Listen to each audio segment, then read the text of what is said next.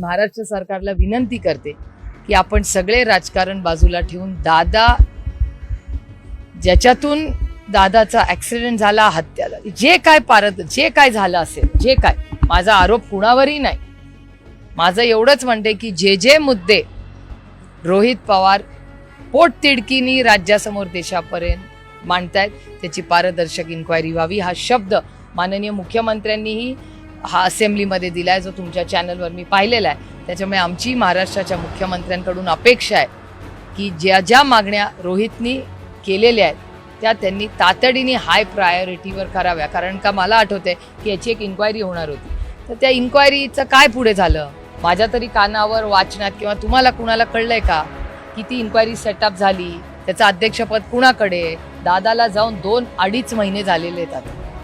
मग कसं काय म्हणजे काय हालचालच नाही आहे ना, मग इन्क्वायरी कुठे, अपडेट काय, आणि का सरकार अपडेट देत नाही. तो ब्लॅक बॉक्स बद्दल आपल्याला सांगितलं जायचं तुमच्या चॅनल आणि वर्तमानपत्रात सारखं यायचं की ब्लॅक बॉक्सची माहिती आज मिळणार, उद्या मिळणार, 15 दिवसांनी म्हणणार.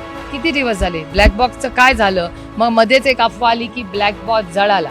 अरे दादाचे फोन सापडले तर ब्लॅक बॉक्स का नाही सापडणार? त्याच्यामुळे अनेक प्रश्न असे आहेत.